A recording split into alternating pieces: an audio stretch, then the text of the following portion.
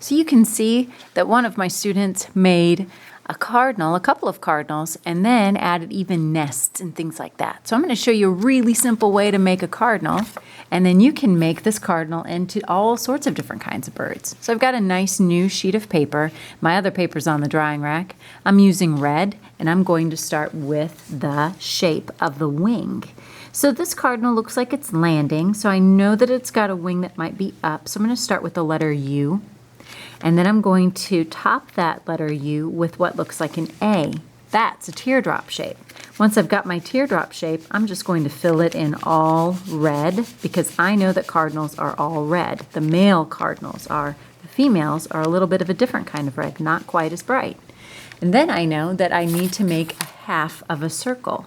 So maybe I want my cardinal leaning this way, tilted up. So I'm making a line, kind of dividing my raindrop in half, and then I'm going to close that line with a curve so it creates a half circle. Now that I've got that finished, I'm coloring it all in, which kind of makes my wing disappear, but don't worry, we'll fix that in just a moment. So I'm using shapes, and you guys know shapes are an element of art. So you use these elements of art anytime you're making art. That's why it's so important to know them and know how useful they are. All right, for my head, I'm going to use a circle, and I'm filling that in. And then I think I'm done with the red, unless I want to add 2 little lumps for the bottoms of the legs. Now I'm going to switch to orange and maybe create a beak. You could have your bird's beak be open or closed. Maybe your bird is flying. It's up to you.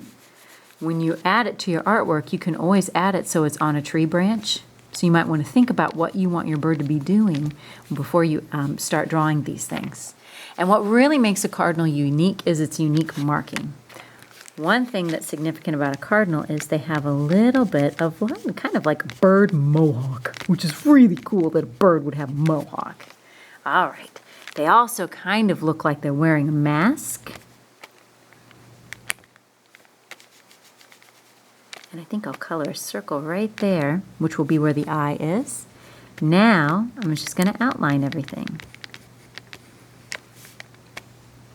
Outlining, especially with black, really makes things stand out because it's such a nice contrasting color. It's different than anything else that you're using. So I like to use black because it helps to make things stand out.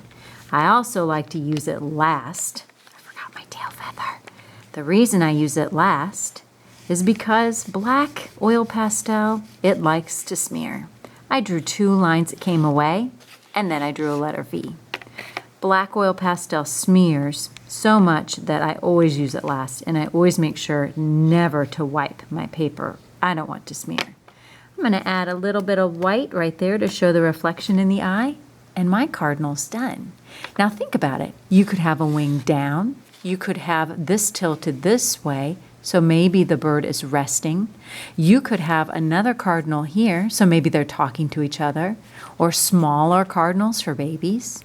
There are all sorts of choices, and even different kinds of birds. Some of my students made a blue bird with a red chest to make a robin redbreast. So there's all sorts of ideas for you to choose from. Your next step when your painting is dry is for you to cut out your cardinals very carefully. That way you can add them to your picture. You don't want to accidentally cut off any part of your cardinal. I can't wait to see what you make, and I know whatever you create will be amazing. Have fun!